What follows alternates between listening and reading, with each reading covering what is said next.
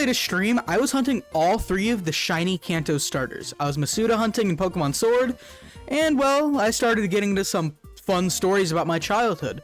Starting with the story of how I broke my first ever bone. If you guys enjoyed this video, make sure to leave a like and let me know in the comments. And if you're not on the channel, please subscribe because it really helps me out. Without further ado, let's get straight into this. I can talk about when I broke my arm, but that's kind of lame. Huh. Alright. So, whenever I was a kid, this was in about 1st grade, we had this little tree in our backyard, but as we were young and dumb, we like to jump off of our front porch as well. Okay, this becomes relevant later in the story. So, my brothers, and all of the neighborhood friends were playing baseball in our neighbor's yard. I wanted to play. So I ran inside and went and I grabbed my favorite baseball bat that my little Wade self could carry. And I went and I jumped off the porch and my foot got stuck in a railing. And I fell and landed on my arm. Felt nothing, thought nothing of it. Went into the backyard. Climbed the tree.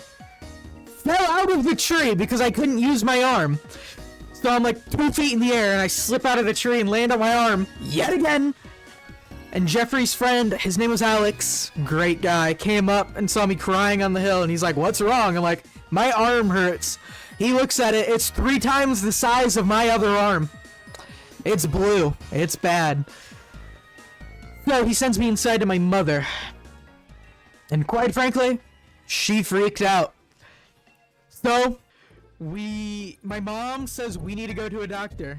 My father, the genius he is, says, "Nah, that's lame. We don't got that kind of money.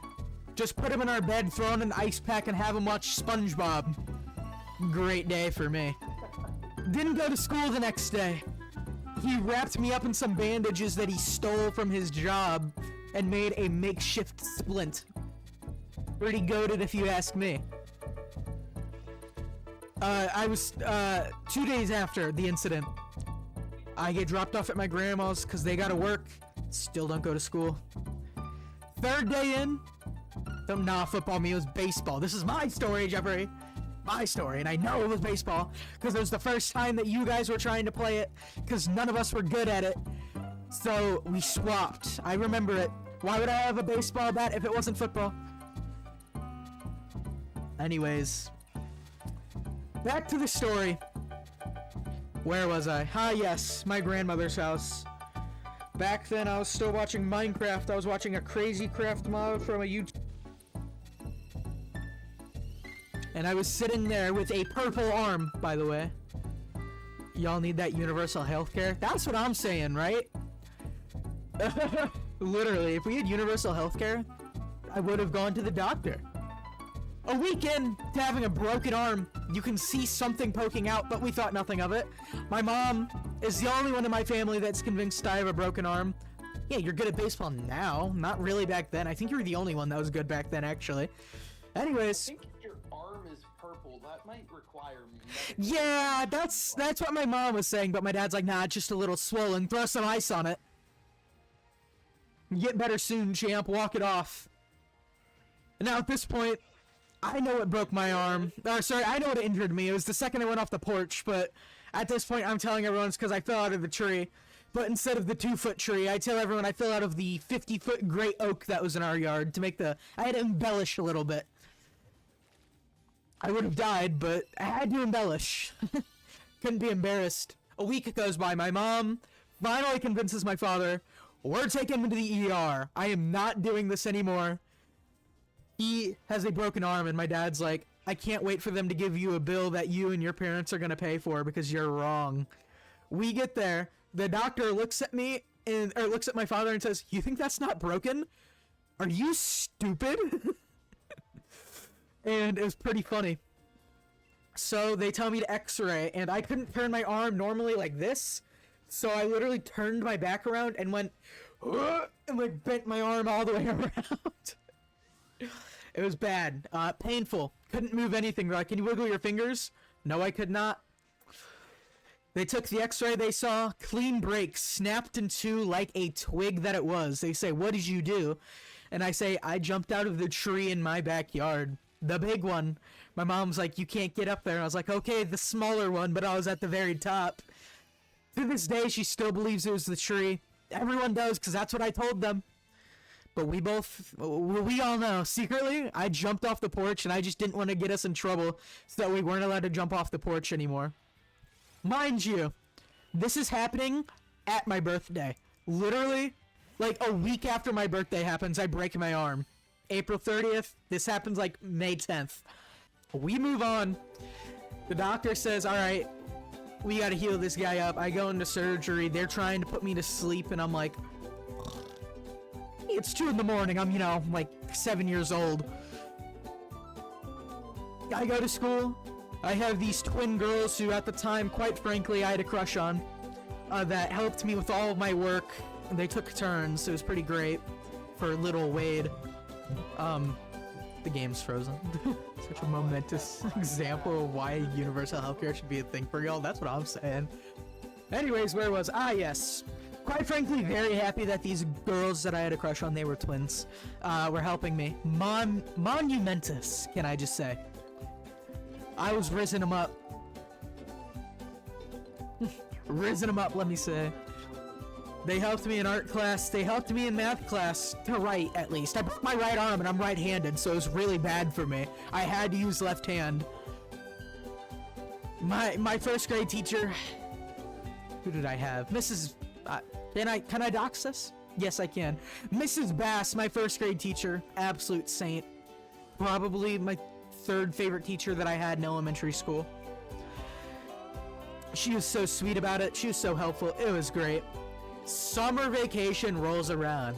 I have my arm cast on. Still have the arm cast actually at my mom's house. The second one that I had, I believe. Maybe the first. You can see how tiny my little arm was back before I got big and old.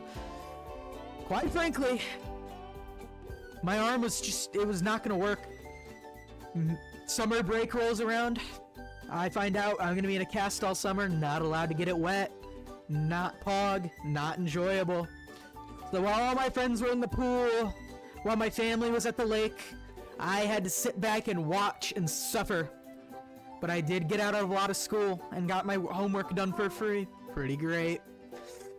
So, middle of the summer, Monumenta. Yes. I'm American. That's just me. Anyways, first memory I have of the summer with the broken arm. Well, actually, no, I remember sleeping in the recliner in the living room a lot with a broken arm while my brothers were at school for like a month, and then I went back. Anyway, summer break, losing track here. First memory I have, we all went to my great-grandmother's lake house, me, my father, my mother, and my brothers before the divorce. And my brothers, they're trying to rizz up these 2 probably 21-year-old girls. They're like, at this time, I'm like 6 or 7. No, I would have just turned 7 probably. So they're like 8 and 11. Rizzing up these 20-year-olds. Obviously, the girls were not getting rizzed up. They were just joking with them, thinking it's funny. And it was a sad day. I tell my parents, hey, they're trying to smooch on some 20-year-old ladies. My dad comes in, wanting a piece of the action. Anyways, during that trip, very sad for me. It was like 1st grade, I think.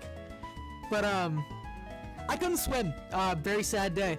Eventually, towards the end of the summer, I got put into those little splints, you know. My arm was healing. It was still, like, bad in the wrist area, so they had that on me, and it's like a cloth one, not an actual cast. Big time skip to the, like, middle end of the summer. We go to my aunt's house for her pool. I'm swimming with a plastic bag tied around my arm. My brothers weren't there for this. It was just me, my mother, because they were over at their father's and I was not with mine. He was working probably. This is how kids shouldn't have kids. Look, my parents weren't kids when they had me. They were kids whenever, well, my father, I'm his firstborn, but my mother had her first kid, which is, you know, Candy in the chat at like 17. Anyway. My father at the time of this, like 27 years old, just got his driver's license. Don't need to put that out there, I just like embarrassing him. We're getting off track on the broken bones story. Once my arm gets snapped like a twig, it hasn't been right since. Moral of the story, whenever you're a kid, don't jump off of things that are too high for you to safely land. And then don't lie about your story to make it seem like you're cooler. So, there's that too. I could tell another story, why not? I could tell the more recent story, sophomore year of high school. But, I remember sophomore year, my second year of shop class, I'm in official woodworking instead of industrial tech. I decide I'm gonna make a little coffee table. It's in my room right now. It's over there in front of my couch. And I have my best friend Chase in my class. Great class. And I say to him at the beginning of the year while he's talking about make your project good, make your reports good, because you could go to state. And I'm like, Chase, what if I go to state? That's why I said future. Fair. Fair enough, fair enough. But, anyways, we go into shop class, we finish all of our safety tests, semester 2 starts, I start my coffee table. What's your favorite Pokemon? I got you. Hold on, Fremy. Does this answer your question? Right here. Anyways, where did I... Ah, yeah, shop project. So. Shop class. I start building my coffee table. I'm using techniques I learned in industrial tech. I glue up my tabletop, make it look like one big piece of wood. It's beautiful, by the way. I did really good with it. I'm proud of it. Jigglypuff, yes, it's in the name. It is in the channel name. After gluing up this tabletop, so I build my table, I build the legs. It's pretty mediocre at best. I take it to district competition at Rankin Technical School. And I get a 99%. I say, oh no, I can't afford to go to state, so I'm not going. My teacher goes, all right, so I'm marking you down. You're going to the state competition because we didn't have enough winners this year. I'm like, but I can't afford it. He's like, if you can't afford it, I'll pay for you at the end. I'm like, okay. I make my beautiful report. I still have it on my little shelf next to me, quite honestly. I need like mute Discord notification. Noah just joined the server. Welcome, welcome. So, state competition rolls around. My father does not want to attend any of the Zoom meetings that allow me to go, but I finally get him in one. He sits there playing his Xbox while listening to it, like a true awesome man. State comes around. Rodaway's like, I don't think he's gonna win state, so I'm gonna use this project as a stepping stool to put the other projects in. Kinda hurtful. Kinda hurtful. We get to the state competition. Nope. You know what? Backtrack. So whenever you use brush on clear coat, right? It's thicker, but it takes longer. You can also use a paint spray gun to spray on clear coat. But that clear coat, because it's thinner, will melt paint on clear coat. So I said specifically, your necklace is really epic. Thank you. It's my little turtle. I said specifically, do not use the spray on clear coat because you told me it'll melt it. He's like, all right. Accidentally uses it on my project right before districts. I get points off for it. It's fine. I re-clear coat it. It doesn't really work out. Ooh, I didn't get an egg that time. Doesn't really work out. That's all right. I got enough clear coat on for it to make it at least, not immediately lose all of its points. State rolls around. We get there. It's being held at Margaritaville. Why am I not making eggs? What is happening? We get there after a 3-hour bus ride. Pretty great. I spend all of my money that I brought. Didn't have a job yet. Sophomore year. I didn't feel like getting a job yet. We get there.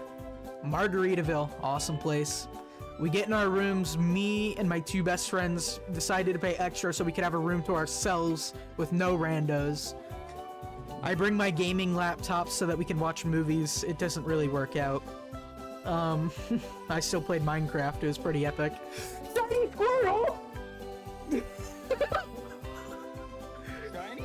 Shiny Squirtle! Go! Mid-story?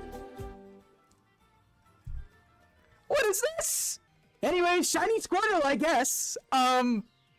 Wasn't ready for that one. We're in a room, blah, blah, blah. We go to the pool. Nathan doesn't come because he'd rather FaceTime his girlfriend the entire time. Basically, it's test day. We make it. I find out the score I got on my project. 97%. All I had to do was get a 100%, and I won the category that I had. Here, let's get some better music. All we had to do to win the state competition was ace my test. Now, our shop teacher's son was in the middle school bracket, so he had the opportunity of taking the test and telling us every single question on the test, so I just had to study what was on the test. He tells us I study those questions. All I had to do was get a 100%, and I would win my category of the state competition. I take the test. I don't know my score until announcement time. We get in there. My best friend Chase gets called up for getting a 100% on the for getting a 100% on his test and winning the small furniture category. Next, medium furniture. I'm sitting there, antsy, waiting, hoping that they call my name. And that's where things start to go a little bit wrong. You see, I didn't ace my test. I got one question wrong. Just one. So I got second place for the entire category. And you know what makes it even sadder? I was 0.006% off getting first. After the end calculations, 0.006% off of winning. So I came in second place in the state competition for woodworking, but hey, second's not bad. I was very happy with it. I still have my medal. It's over there on the coffee table, quite honestly. Very proud of myself nonetheless. Moral of the story: just because you didn't come first doesn't mean you didn't accomplish something.